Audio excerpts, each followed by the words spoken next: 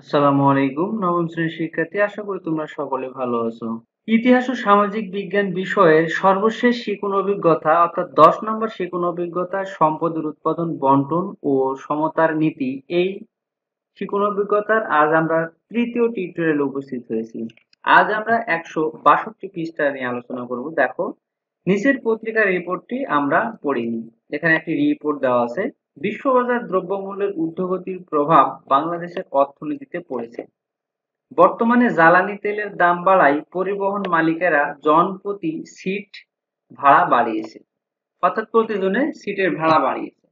এতে করে সাধারণ মানুষ বিরূপ প্রতিক্রিয়া জানিয়েছে। অন্যদিকে পরিবহন মালিকদের দাবি, জ্বালানি তেল ক্রয়, কর্মচারীর বেতন ও পরিবহন মেরামত বাবদ এখন তাদের খরচ বেড়েছে আগের চেয়ে দ্বিগুণ। তাই তারা বাধ্য হচ্ছেন যাত্রী ভাড়া বাড়াতে। অন্যদিকে যাত্রীদের মতামত, জ্বালানি তেলের যে পরিমাণে দাম বেড়েছে সে অনুপাতে অনেক বেশি ভাড়া বাড়িয়েছে পরিবহন মালিকেরা। এজন্য অর্থনীতিবিদগণ সরকারের যথাযথ নজরদারির গুরুত্ব আরোপ করেছেন। আমরা খেয়াল করলে দেখব, এখানে বিশ্ববাজারে জ্বালানি তেলের দাম বাড়ানোর প্রভাব বর্ণনায় পরিবহন মালিক, যাত্রী ও অর্থনীতিবিদের মতামত তুলে ধরা হয়েছে। যখন জ্বালানি তেলের ঊর্ধ্বগতি এবং বাংলাদেশের পরিবহন মালিক ও যাত্রীদের অবস্থা বিশ্লেষণ করা হয়, তখন সেটি ইতিবাচক অর্থনীতি বা পজিটিভ ইকোনমিক্স হিসাবে বিবেচিত হয়। আবার অর্থনৈতিক প্রক্রিয়া বা কর্মকাণ্ড কেমন হওয়া উচিত বা অনুচিত ইত্যাদি বিষয়ে যখন কোনো অর্থনীতিবিদের বক্তব্য বা আলোচনা করা হয়ে থাকে, তখন তা নেতিবাচক অর্থনীতি বা নরমেটিভ ইকোনমিক্স এর আওতাভুক্ত। তাই এখানে অর্থনীতিবিদরা সরকারের যথাযথ নজরদারির বিষয়ে বিশেষ গুরুত্ব আরোপ করার জন্য যা বলেছেন সেটি নেতিবাচক অর্থনীতি। একটি দলগত কাজ দেখো, দলগত কাজ 3। আমরা এখন দলগতভাবে নিজ এলাকার অর্থনৈতিক সমস্যাগুলো কোনটি ইতিবাচক অর্থনীতি এবং কোনটি নেতিবাচক অর্থনীতি সেটি অন্তর্ভুক্ত রয়েছে, সেটি আমরা এখন নির্ণয় করব এবং এই নিচের ছকে লিখব।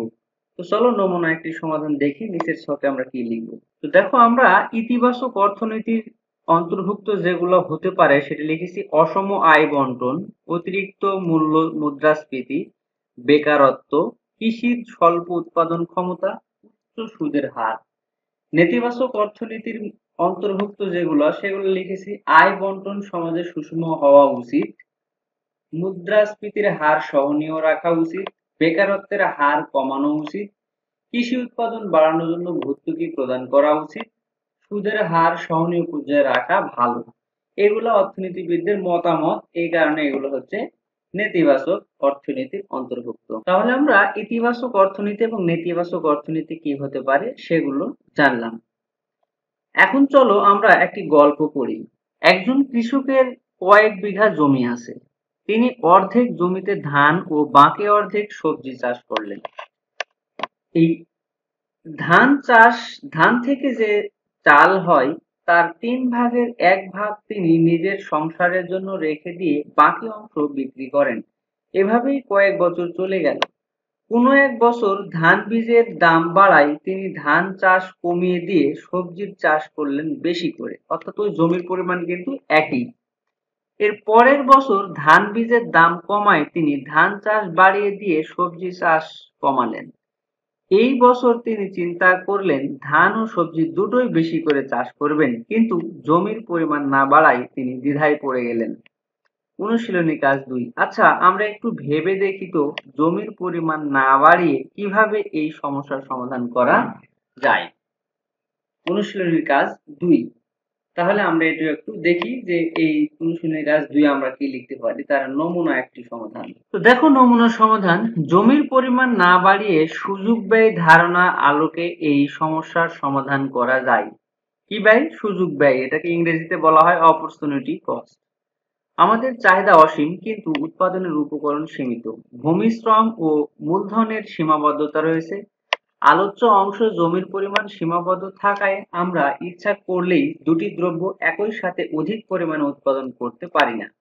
একটি দ্রব্য অধিক পরিমাণে বাড়াতে হলে অন্য দ্রব্যটির উৎপাদন ত্যাগ করতে হবে। সম্পদ সীমিত হওয়ার কারণে কোনো কাজ করা বা কোনো সিদ্ধান্ত নেওয়ার সময় মানুষকে সবসময় অন্য কোনো কাজ বা সিদ্ধান্ত সুযোগ ছেড়ে দিতে হয়। কোনো কাজ বা সিদ্ধান্ত সুযোগ ব্যয় হলো সে কাজের জন্য মানুষ যে কাজ বা কাজের সিদ্ধান্ত ছেড়ে দিয়েছে। একজন কৃষক একটি নির্দিষ্ট জমিতে ধান ও গম দুটোই বেশি পরিমাণে উৎপাদন করতে পারে না। দুটি দ্রব্যের মধ্যে যে দ্রব্যের উৎপাদন অধিক লাভজনক কৃষক সেই দ্রব্যটি বেশি উৎপাদন করবে আর অন্য দ্রব্যটি উৎপাদন কমিয়ে দেবে।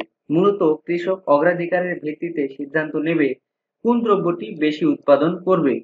এই বিষয়টি হচ্ছে অপরচুনিটি কস্ট, অর্থাৎ একটি দ্রব্য উৎপাদন করার ক্ষেত্রে অন্য যেই দ্রব্যটি উৎপাদন কমাতে হচ্ছে, এই যে একটার উৎপাদন কমিয়ে আরেকটি বাড়াতে হচ্ছে, এই কমাটাই হচ্ছে অপরচুনিটি কস্ট বা সুযোগ ব্যয়। তাহলে আমরা এই কাজটি দেখলাম।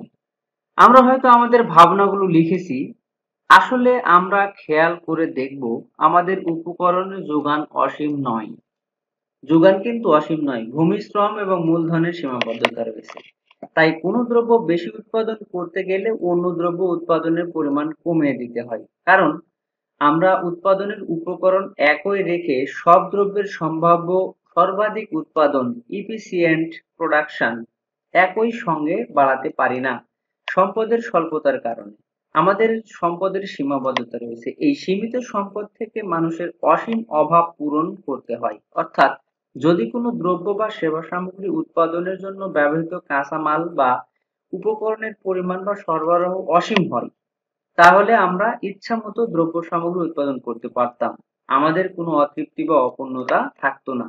তাহলে সম্পদের সীমাবদ্ধতার কারণেই কোনো কিছু বেশি পরিমাণে পেতে হলে অন্য কিছু কম পরিমাণে পেতে হয় বা পাওয়ার ছাড়া উপায় থাকে না।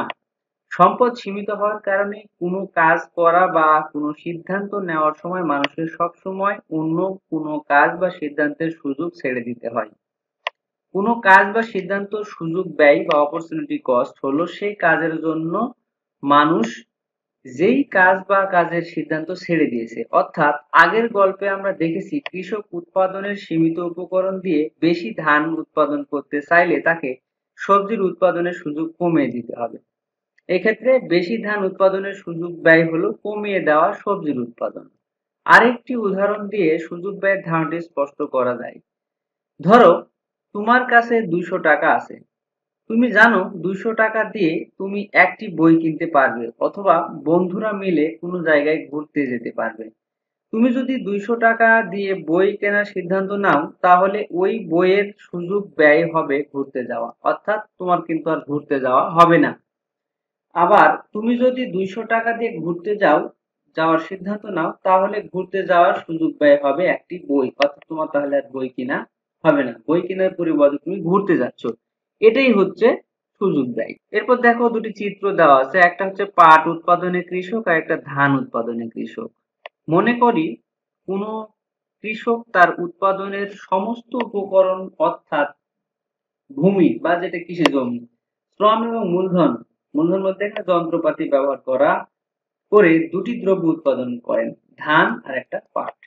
আমরা আগে দেখেছি সমস্ত উপকরণ ব্যবহার করে একটি দ্রব্য ধরি ধান উৎপাদন করতে চাইলে অন্য দ্রব্য ধরি পাট কম উৎপাদন করতে হয়। উৎপাদন সম্ভাবনা রেখা দেখায় সমস্ত উৎপাদনের উপকরণ ব্যবহার করে দুটি দ্রব্যের, এই উদাহরণে ধান ও পাট, সম্ভাব্য সর্বাধিক উৎপাদনের পরিমাণের বিভিন্ন সংমিশ্রণ। বোঝার সুবিধার্থে ধরে নিই ধান ও পাটের উৎপাদনের পরিমাণ 6টি সংমিশ্রণ সম্ভব। উৎপাদনের এই 6টি সংমিশ্রণ চিত্রে যে রেখার মাধ্যমে দেখানো হয় সেই রেখাকেই বলা হয় উৎপাদন সম্ভাবনা রেখা। তো প্রিয় শিক্ষার্থীরা, আজ এ পর্যন্ত। সামনের টিউটোরিয়ালে আমরা এই উৎপাদন সম্ভাবনা রেখাটা চিত্রের সাহায্যে এবং আরো কিছু টেবিলে তথ্য উপস্থাপনের মাধ্যমে খুব সুন্দর করে বোঝার চেষ্টা করব। সে পর্যন্ত সবাই ভালো থাকো। আল্লাহ হাফেজ।